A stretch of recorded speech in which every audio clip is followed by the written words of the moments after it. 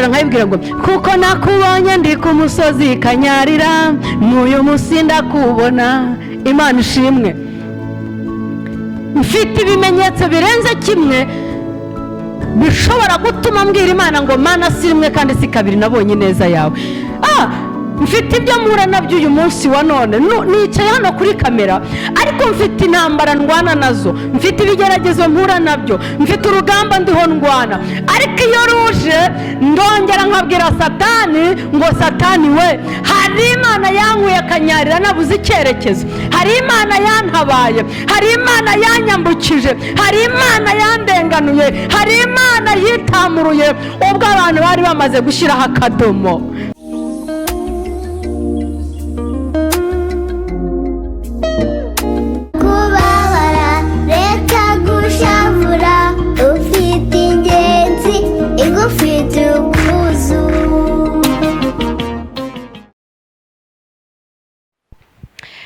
Nongeye kubasuhuza cyane inshuti bavandimwe aho muherereye hirya no hino mu bihugu bitandukanye ndetse n'abari mu gihugu cyacu cy'u Rwanda. Nongeye kubaha ikaze, nongeye kubanezererwa, nongeye kubishimira. Nukuri Imana y'amahoro ibaha umugisha. Ndanezerewe, ndumva nishimye cyane kandi nshimishijwe n'Umwami Yesu. Umuririmbyi yararirimbye aravuga ngo ubwo Umwami Yesu ankunda ndamahoro. Oh haleluya. Ubwo Umwami Yesu ankunda ndamahoro. Nanjye nejejwe n'ubuntu bwe, nejejwe n'urukundo rwe, nejejwe nuko ari kumwe nanje. Nagira ngo mbwire mpumuriza abashije kudukurikirana kuri mpumuriza ngo uhumurize ukaba utameze neza. Mu ntambara turi mu isi duhura n'ibigeragezo, turi mu isi duhura n'uburwayi, turi mu isi duhura n'intambara z'uburyo butandukanye, ariko ndakubwiye ngo humura, Yesu aracyakora. Ni ukuri Yesu aracyakora. Nubwo ubona bitameze neza none neje akaba ariko bigenda, ariko nta bwoba bw'ibihe. Imana igahindura amateka, igahindura ubuzima.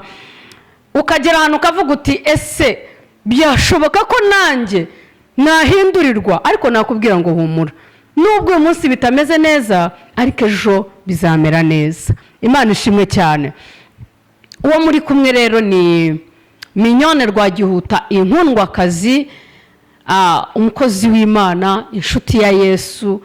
Nijye wa mugore, nijye wa mugore, nijye wa mugore, nijye wa wundi wagiye imbere y'Imana ndushye, nijye wa wundi wagiye imbere y'Imana ndemerewe, nijye wa wundi wagiye imbere y'Imana mfite amarira, nijye wa wundi mvuga iki ndeka iki. Nijye wa mugore rero, nijye watakiye Imana yumva gusenga, nijye watakambiye Imana, nijye Imana yunamuye ahari amarira ihashyira kunezerwa. Imana ishimwe cyane. Nubwo tukiri mu isi dufashe igihe mu ntambara, nubwo ibitugerageza bitabura, nubwo ibiduhiga bitabura, ariko nagira ngo mbabwire ngo abiringiye Uwiteka bameze nk'umusozi Siyoni utajya ubasha kunyeganyezwa. Amen. Turagarutse mu kiganiro ijwi ry'ihumure. Ikiganiro ijwi ry'ihumure, duhumurizwa n'Imana, tuganirizwa n'Imana, igahumuriza imitima yacu, ikatubwira ngo nimuhumure. Ubwo ndi kumwe namwe nta bwoba, ubwo Imana iri mu ruhande rwacu nta bwoba, ubwoba nibushire. Nawe nkurikiranye uri kwa muganga, abaganga barakubwiye bati rwose turabona ku bwacu nta buzima, turabona ku bwacu nta gihe ufite, ariko hari Imana ijya ivuguruza ibyo abaganga bavuze rata.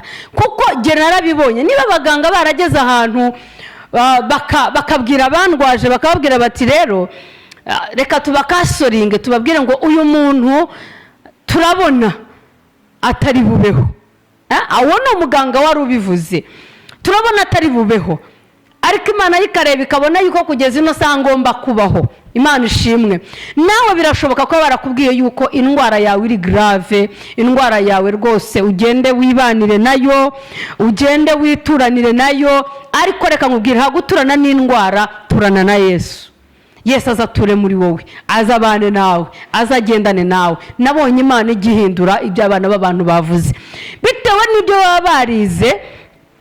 Ntabwo rye nshobora kubavuguruza kuko bitewe n'uburyo ki baba barizemo muri uko kwiga, hakabamo uko babona ko iyo ndwara cyangwa se uko uwo muntu byamugendekeye adafite ubuzima, ariko bakirengagiza yuko hariya guhumetsemo umwuka w'abazima. Imana ishimwe. Rero tuje mu kiganiro ijwi ry'ihumure, ngarutse imbere yanyu mbabwira ngo muhumure mu ijwi riturutse ku Mana nyamana. Imana irahera hahera, Imana itajya yivuguruza, Imana itagikoza isoni, Imana itagirenganya, Imana itagirobanura ku butoni. Imana ninkubwira Imana wumve ko ari Imana. Yesu ashimwe. Nuramuka wumvise mvuze ge ushireho akabazo, ariko niba mvuze Imana wakire ko ari Imana. Yesu nashimwe. Niba mvuze ko ari Imana ubifate ko ari Imana nyine. Imana ni Imana, irera, irihagije, n'inyembaraga, n'inyabushobozi, ifite ubutware, ifite ubushobozi. Hari umuririmbyi waririmbye aravuga ngo Mana si rimwe kandi si kabiri nabonye ineza yawe. Birashoboka nawe uri mu kigeragezo, uri mu kibazo, uri mu ntambara, birashoboka yuko ariko hari igihe wabonye Imana, ukaba nawe wafata umwanya ukavuga uti Mana si rimwe kandi si kabiri nabonye neza yawe. Ugahita ubwira cya kibazo ukavuga uti kuko nabonye Imana cya gihe n'uyu munsi ndayibona. Imana ishimwe. Kuko nayibonye muri bya bihe n'uyu munsi ndayibona. Ngewe ndicara nkayibwira ngo kuko nakubonye ndi ku musozi Kanyarira n'uyu munsi ndakubona. Imana ishimwe. Mfite ibimenyetso birenze kimwe bishobora gutuma mbwira Imana ngo Mana si rimwe kandi si kabiri nabonye neza yawe. Mfite ibyo mpura nabyo uyu munsi wa none, nicaye hano kuri kamera, ariko mfite intambara ndwana nazo, mfite ibigeragezo mpura nabyo, mfite urugamba ndiho ndwana. Ariko iyo ruje ndongera nkabwira Satani ngo Satani we, hari Imana yankuye Kanyarira nabuze icyerekezo, hari Imana yantabaye, hari Imana yanyambukije, hari Imana yandenganuye, hari Imana yitamuruye ubwo abantu bari bamaze gushyiraho akadomo, ubwo abantu bari bamaze kuvuga ngo ararutwa n'uwapfuye. Ariko Imana irareba ibona uwapfuye yapfuye, ariko ibona jyewe ndi muzima. Imana ishimwe. Irangije iritamurura, irenga ku magambo y'abantu, irenga ku byo bavuze, irangije irarenga ingirira neza. Ubwo nari maze kubura inzu ya mbere, imaze kunca mu myanya y'intoki, muri jyewe nta byiringiro nari ngifite by'uko nakongera kubona inzu yitirirwa jye. Inzu nanjye nkavuga ngo nanjye ndi mu nzu yanjye. Oya we, ntabwo numvaga mbwira Imana, nayibwiraga ngo Mana ndabizi ko ushobora byose nta kikunanira, ntacyo ujya umpereza nayo kwishyura inzu, umpereze n'ibyo kurya, ibyo birahagije. Ariko yo irenga ibyo twebwe twibwira, ikarenga ibyo dutekereza, twebwe ntitukayiha umupaka. Imana ishimwe. Niyo mpamvu rero n'uyu munsi iyo Satani aje akanyongorera, akandasa, agashaka kunyihebesha, akavuga ati nibyo wabonye inzu, nibyo, ariko se kiriya cyo uzagitambuka ute? Kiriya cyo uzahanyura ute? Mpita mubwira ngo Satani we uribeshye. Nkahita ndirimba nkavuga ngo Mana si rimwe kandi si kabiri nabonye neza yawe. Imana nishimwe. Haleluya. Rero nkuzana ijwi ry'ihumure rikubwira ngo ibyo uri unyuramo none, ibigeragezo uri ucamo none, urugamba uri ucamo none, ndagira ngo nkwibwirire ngo siga byose ukurikire Yesu. Ushobora kwibaza ukavuga ati se gusiga byose, ndasiga byose, ne kugira inzu, ne kugira aho kuba, ne kugira imyambaro, ne kurya se? Ntabwo ari icyo ngicyo. Ubundi gusiga byose n'ibyo ufite no kubibona nkaho atari ibyawe. Hari igihe umuntu agira ibintu, ukagira ubutunzi, ukagira amafaranga, akaba ari yo ugira Imana yawe. ariko jya nkuzana inkuru ikubwira ngo siga byose ukurikire Yesu. Numara gusiga byose ukabwira Yesu ngo muri ibi ngibi ni wowe uri imbere, nubwo ndi mu kazi akazi kari inyuma yawe, nubwo mfite urugo ruri inyuma yawe, kuko ni wowe ubanza hanyuma byo bikaza bikurikiye. Aya mashuri mfite wowe urabanza amashuri agakurikira. Imana ishimwe. Icyo gihe uba wasize byose ugakurikira Yesu. Tugendanemo neza. Ushobora kubyibaza ukavuga ati ariko aba bantu nabo iki ni igipindi kabisa, nsiga byose nkurikire Yesu se, ubwo ngubwo ndabisiga kugira ngo bigende gute? Ariko muri Bibiliya muri Mariko ibice bya 10:17 kugeza kuri 30 hari umugabo umwe ngo wari umutunzi. Uwo mugabo yari umutunzi, noneho arangije yumva inkuru za Yesu, aramukurikirana, aragenda arirukanka kubita ibifukamiro hasi. Arangije aramubwira ati mwigisha mwiza, nkora iki kugira ngo mbashe kuragwa ubwami bw'ijuru? Urumva mu by'ukuri yari afite umutima, yumvaga ashaka kuraga ubugingo buhoraho, yumvaga ashaka ibyiza by'Imana, yumvaga bavuga urukundo rw'Imana bakumva imirimo y'Imana, akavuga ati nanjye ndumva ndiho nshaka kuragwa ubugingo buhoraho. Ageze kwa Yesu ngo aramwitegereza. Imana ishimwe. Yesu aramwitegereza, aramureba, arangije ngo aramwishimira. Amen. Aramwishimira. Amaze kumwishimira aramubwira ati, amubwira amategeko, uzubahe so na nyoko, uzubaha iby'Imana, uzagendere mu nzira yo gukiranuka. Agenda Yesu amubwira amategeko yose ari hasabwa. None ikintu cyaje kuntangaza, uwo musore uvugwa muri Bibiliya arangije ngabwira Yesu ati ati mwigisha, ibyo byose uhereye ndi mutoya byose narabikurikije. Aravuga ati byose narabikurikije, nta na kimwe nasize, byose narabikurikije. Kandi Yesu ajya areba byose. Imana ishimwe. Noneho Yesu aramwitegereza koko, asanga koko uko abivuze ntacyo abeshyemo. Ariko Yesu amwitegereje abona ngo arabura kimwe, asiga mu bintu byose Yesu yavuze asanga asigaje kimwe. Asanga asigaje kimwe, aramubwira ati nibyo warabikurikije, ni koko warakoze. Noneho rero genda ufate ubutunzi bwawe ubugurishe, ayo mafaranga ugenda uyagabagabanya abakene, ugenda ugaburira abashonje, ugenda wubakira ababuze aho kuba, ugenda wishyurira abana b'imfubyi babuze minervale, ugende urebe indushyi. Numara gukora ibyo ngibyo uzunkurikire, urabugize gute? Uraburazwe ubugingo buhoraho, urabubonye ubugingo buhoraho. Haleluya. Noneho ikintu gitangaje aho, umusore ngo yumvise amagambo Yesu amubwiye, ngo mu maso he harakangararana, mu maso he harahinduka, mu maso he haza umwijima, mu maso he harababara. Peri bajavuga ati ko uyu mugabo jewe ubutunzi naruhiye, amafaranga naruhiye, amajoro naraye, no ntago bishoboka. Ngo arahinduka, amaze guhinduka ngo arangije arakata asubira inyuma, kubera ko Yesu amubwiye ngo nafate bya bindi abigurishe, abigabanya abakene, yubakira ababuze aho kuba, yishyurira abana babuze minervare, yagaburire mbese akora imirimo myiza. Erega reka mbabwire, Yesu ntabwo ntakeneye intyoza. Yesu ntakeneye abantu bazi kuvuga. Muri iki gihe turimo, abonzi nawe hari abuzi, hari abantu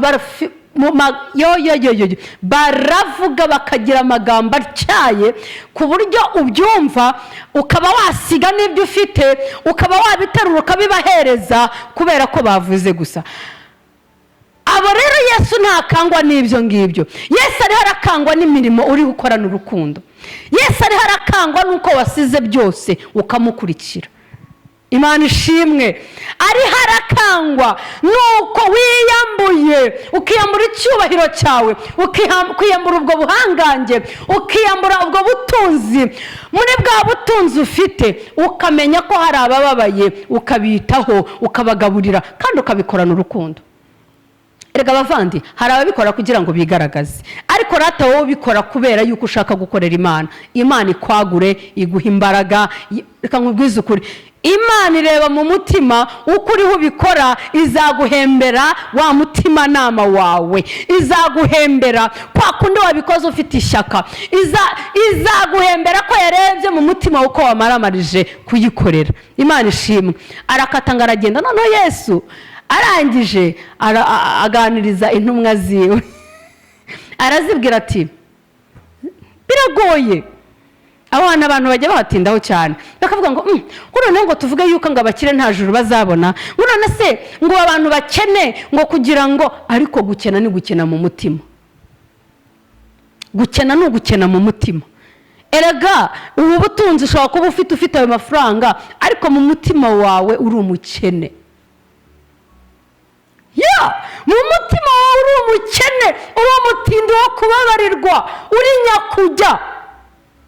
Kandi muri ubu buzima tukubona uri miliyoneri, muri ubu buzima tukureba tukabona uri umuntu uri hatari, uri hejuru, ariko mu mutima Yesu yakureba akabona uri umuhanya.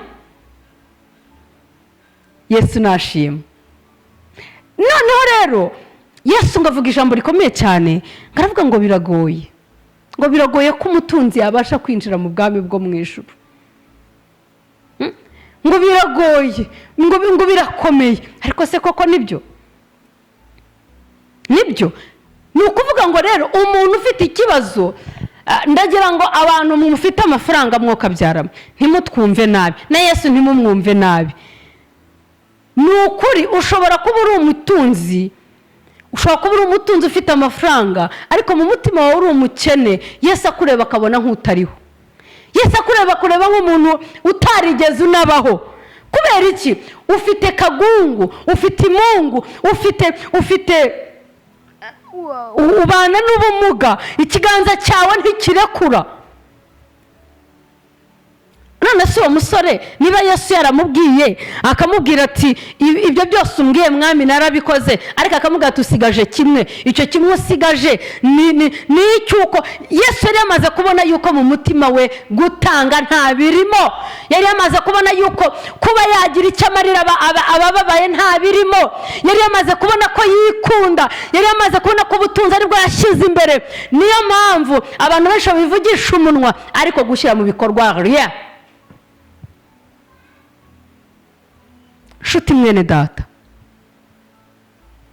hano mu ijwi ry'ihumure ndagira ngo nkubwire ngo siga byose. Emera usige byose. Usige byose ukurikire Yesu. Usige byose wiyegurire Yesu. Usige byose. Bya bindi bigukurura bikubuza kuzabona Imana urekure. Kandi reka nkubwize ukuri, Yesu yabwiye intumwa ze, ngo Petero yaramubwiye ngo aramubwira ngo mwami ngo twebwe ngo twasize byose ngo turagukurikira, ngo twe tuzagira gute, ngo none se ngo twebwe tuzagororerwa iki? Yesu arangije avuga ati ni ukuri ndababwiza ukuri, abasize byose ku bwanjye, bagasiga amazu yabo, bagasiga ababyeyi babo, bagasiga abavandimwe babo, bagasiga abana babo, bagasiga abagore babo, bagasiga byose bakankurikira. Arangije arababwira ngo ndababwiza ukuri, mukiri muri ubu buzima, ayiwe ndagira ngo mubwire ko muzakubirwa. Ni Yesu wabivuze, ntabwo ari jyewe. ushobora kwibaza ukavuga ngo gusiga ngo ni ugutandukana n'umuryango wawe.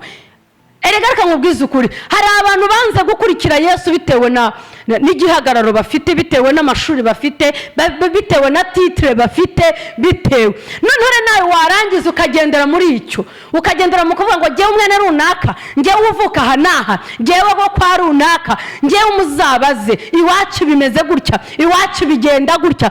Wowe usiga ibyo byose ukurikire Yesu, wiyambura ibyo byose, wiyambura igomwa, wiyambura ibyo ngibyo bigukurura, ubisige.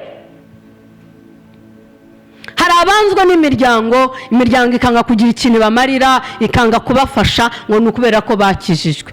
Ngo niba barenganya bakabatoteza babampora, murahirwa, mugira amahirwe.